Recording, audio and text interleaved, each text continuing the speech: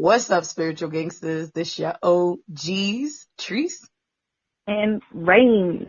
Welcome to another episode of Trybe Vibes.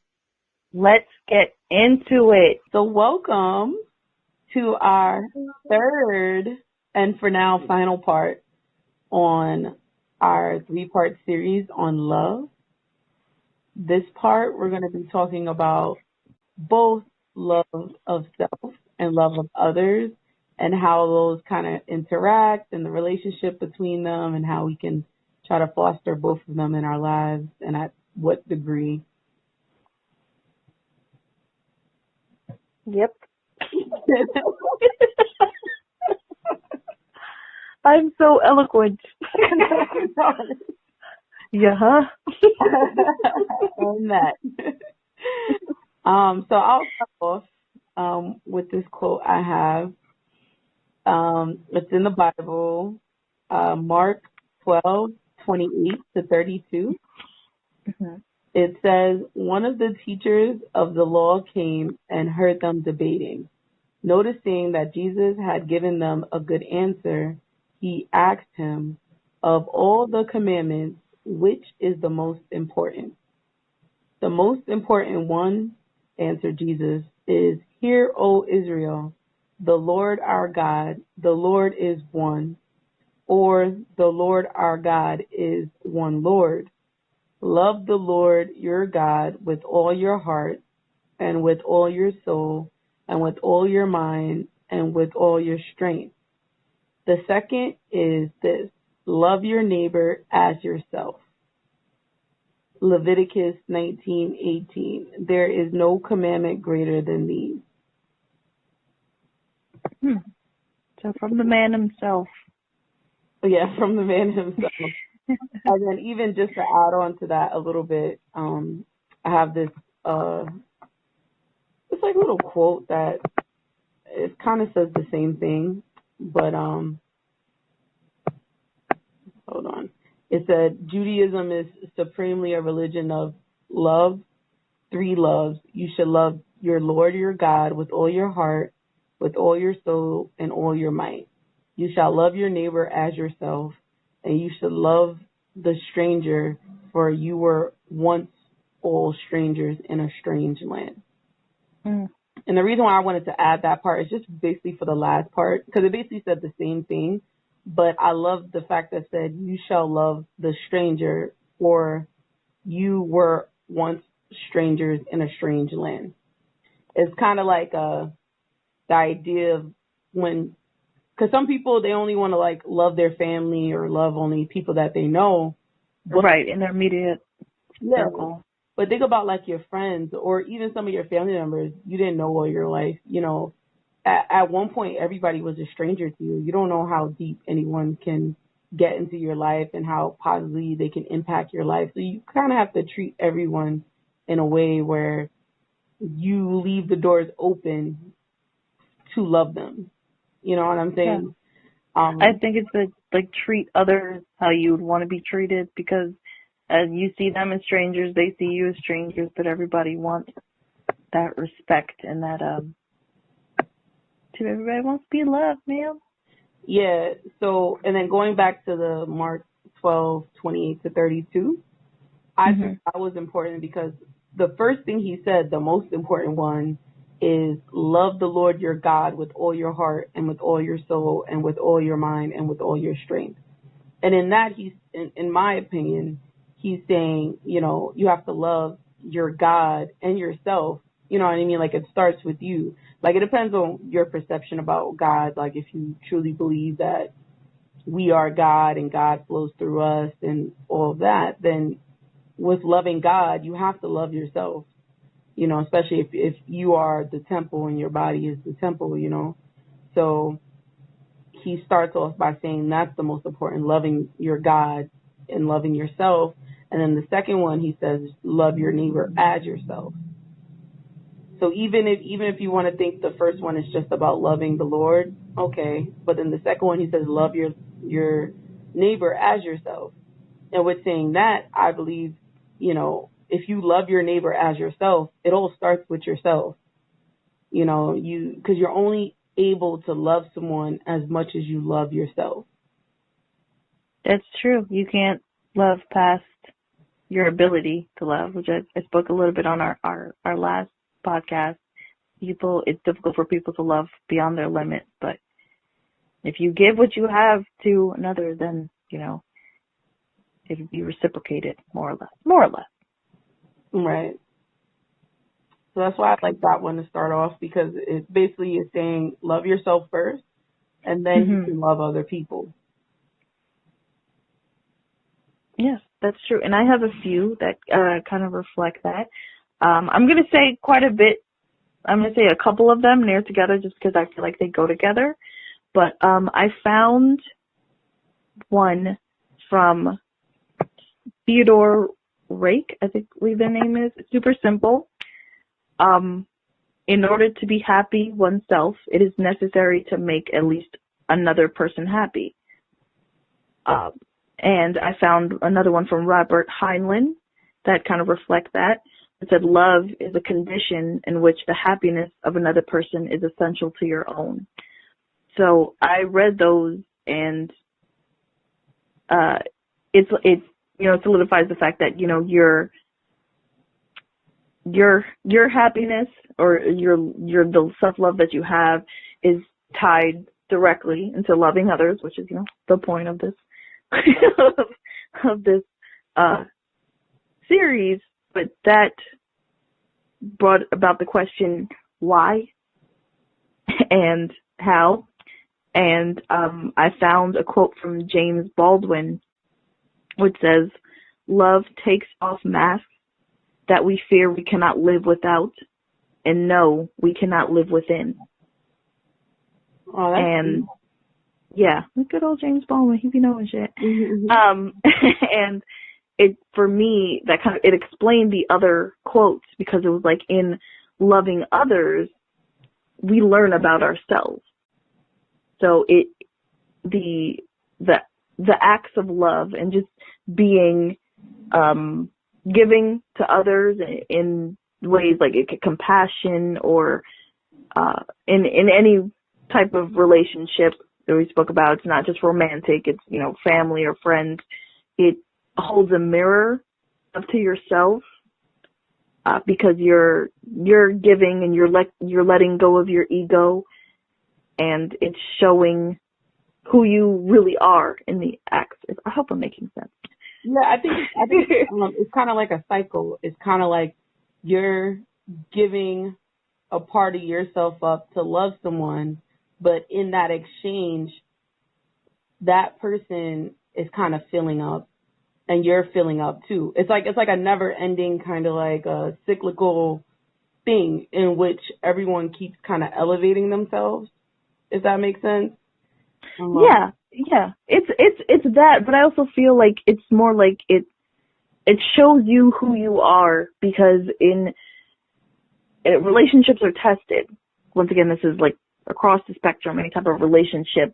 Well, when you're in a friendship, people get into fights, or families, they come into circumstances or situations where that relationship is tested, and the love, the compassion, however much feelings, and the other, aspects of love, you would have to call upon in order to repair that, or mend that, or push that forward. So in those situations, even the happy situations, it's revealing to you, because you're sharing an experience with another person. Right. Am I making? I tend to talk in circles. You need to just call me if I'm not making any sense. Well, I kind of have like two quotes. I don't really know where they're from, but it's kind of like a quote, like saying whatever. That kind of like sums up kind of everything we just said in a probably more clear way for everyone. Make it make sense. Right. Basically, they said, self-love is the source of all our other love. The first step in truly finding love is recognizing you need to love yourself. When you do that, you create a strong foundation for a lasting bond with someone, and open yourself to the possibility of being fully present for them. When you truly love yourself, you see the reflection of that love within someone else. This is because we're all connected. Spiritually, we are one. Yes. Who said that? They solved my life. I don't Who know. said it? I just saw the saying somewhere. I couldn't find out who said it. But That was perfect. yeah, In explaining my rambling. All of our running around, the topic in a very clear way. Yes. That's why I liked it. It summed up a lot of what I felt about loving yourself and how that relates to loving somebody else. Because it's like that's how you end up opening yourself up, and you're more present with people when you love yourself. Yeah, it's the basis of all, because it's when we say that you can't love past what you know, like your first love that you should know should be within yourself. You know what? I think. And yes. No. Oh no, I was gonna bring up a quote, but if you have something to interject, by all means. To kind of like top that off, I have a quote Yes. by Eartha Kitt. I love her. Go ahead. What she say? She's a very interesting woman. I would tell everyone, look up the story of her life, and Cause my God, it's some deep shit, but I like her. She's a little crazy, but yeah, she a real last bitch. Give a fuck about it next target. So basically, Eartha Kitt said, it's all about falling in love with yourself and sharing that love with someone who appreciates you, rather than looking for love to compensate for a self-love deficit. Oof. So it's kind of like it, and I do this like kind of like blanket towards any type of loving relationship, not just like boyfriend, girlfriend. Basically, like a lot of people, they're out here and they're so empty inside, and they hate themselves so much that they're looking for somebody to kind of fill in their own heart, or fill them up, or fill their boots. And sometimes people look for people to fill them up, either physically, sometimes mentally, emotionally, sometimes by giving gifts, living in a nice home. You see all these people who like have like everything in the world, but yet they have nothing. Especially these people, they found the man of their life, or they feel like they have a big house, a whole bunch of kids, everything you can ever dream for. But they are not happy. It's because they were looking for all of that to fill them up, and it was never enough. Like, 'cause it's never going to be enough. Like, that's like the race that you'll never end. It's like a journey with no destination. You just looking for things to kind of like fill you up. And sometimes that's like food. It can be things too, like people who continue to eat, like to drown out their emotions, or even people that like oh, girl, you just read me. Yeah, I do that sometimes too. We're all victims to it at some point in our lives, because if we were never victim to it, we would never understand what we understand and to grow. And it's not to chastise anyone with, their bad habits or anything like that, but we all have to recognize, like what is causing these bad habits. And a lot of the time, not all the time, a lot of the time, it's a self-love deficit. It's because we haven't filled ourselves up yet, because we're not truly happy with ourselves yet. And, to add on to what you're saying, but not to digress too much, back when you were saying, it's not just romantic relationships, but I mean, definitely there's people who are looking for that. My mother never loved me. Everybody with daddy issues knows, because I mean, everybody got fucking daddy issues.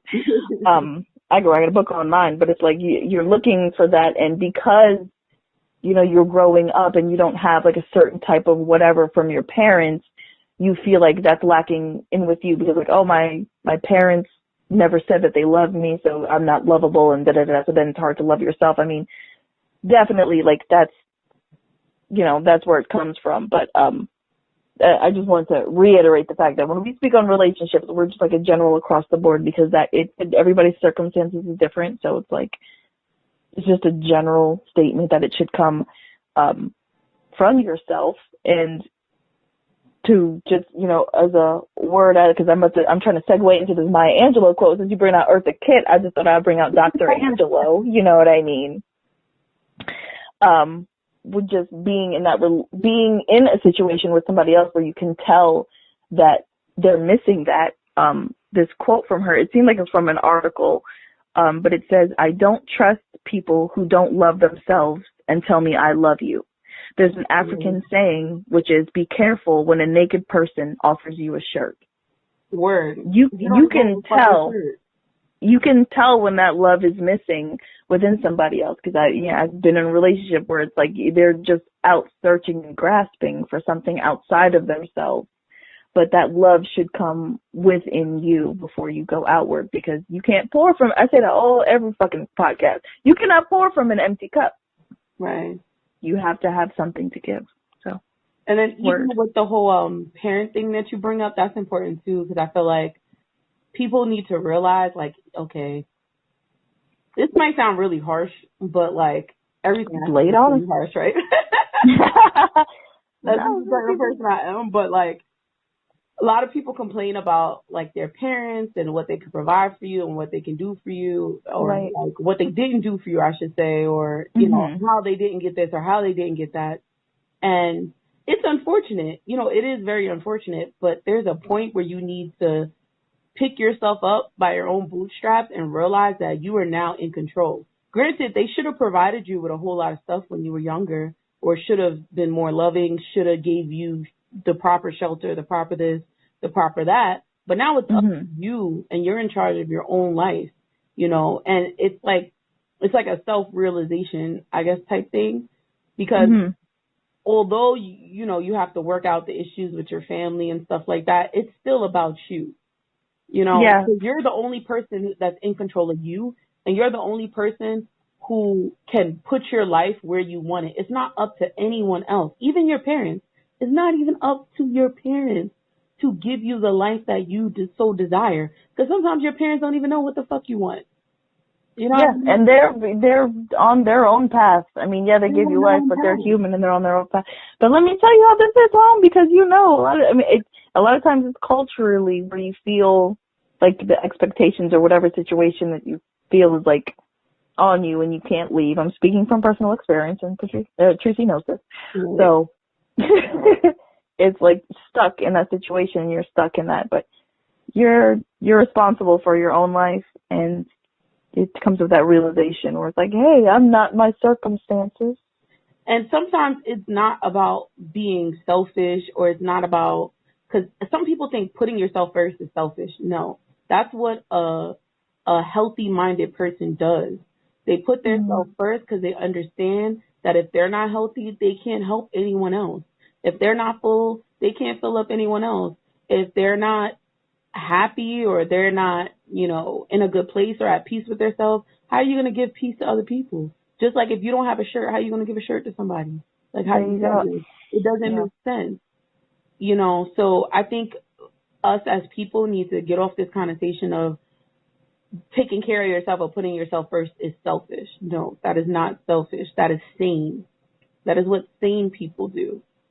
You know, because if everyone at least began by thinking about themselves and working on themselves, the world would be a better place, because people would have better things to give each other. Instead of giving each other hate, instead of giving each other disappointment, they would be giving each other like compassion, and they would be giving each other love and, you know, all these good things. But that's why there's, like, in my opinion, that's why there's so much hate in the world, because you have these people who try to work on other people, and them themselves are not even in the right place. So you have half-full people, or these people who hate themselves, trying to teach somebody something, but you end up only teaching them hate because you didn't even work on yourself yet. You know, and I have this quote by Buddha that says, if you truly loved yourself, you can never hurt another. Oh, run that back. If you truly love yourself, you can never hurt another. That is true. Worry about filling yourself up. And then hurt people hurt people. And then when your cup runneth over, then you can spill some to some other people. But unless your cup is running over, maybe you need everything that's in that cup. Real shit. Yeah. I mean, and not to bring it back to parents, but I know, like, because, I mean, I'm not a mother, but I know I've seen, because I have friends who are mothers who, they struggle with, taking care of themselves first, because, they have a kid. It's like, okay, so the kid first. Right. But, I mean, coming from somebody who, my mother has had a lot of stuff that she hasn't really had time to deal with, because she has a lot of kids and so young and all back to back and a lot of responsibilities all at once. It's like, it shows when you don't have yourself sorted, but you're still trying to sort out other things, So I have this quote. It just, huh? No, I was agreeing with you and just saying, yeah. Oh, yeah. I have this quote. It doesn't really go with that, but it does have to do with age. By Jean Moreau.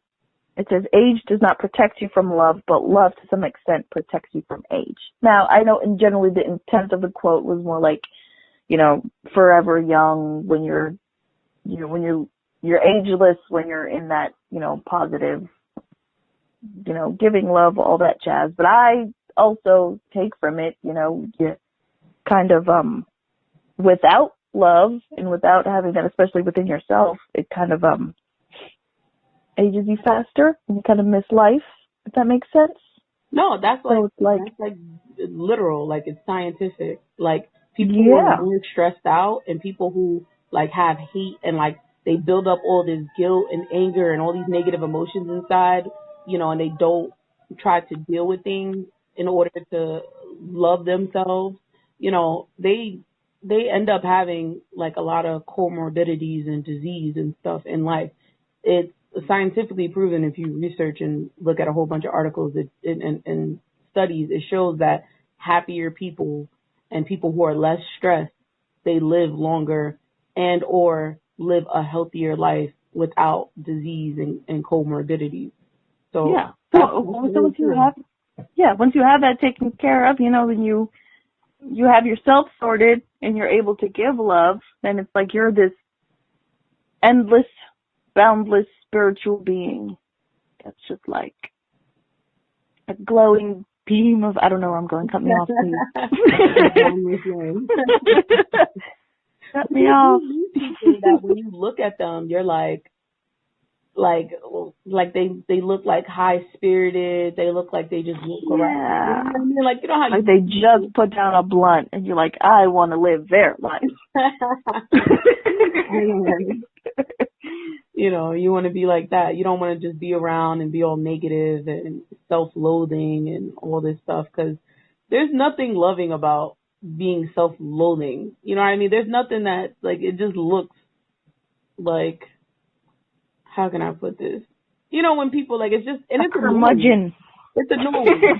Yeah, those people that always be complaining about every damn thing. Yeah, about, all right, but did you wake up this morning? It's like, you just want to be like, bitch, get a fucking grip, like, of yourself, in the most loving way ever. With love.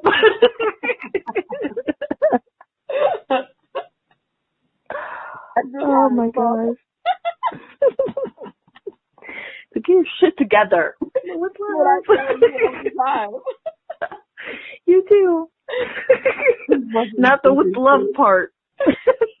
But I guess that's just like understood, I guess. That's the way I talk. That's all it is.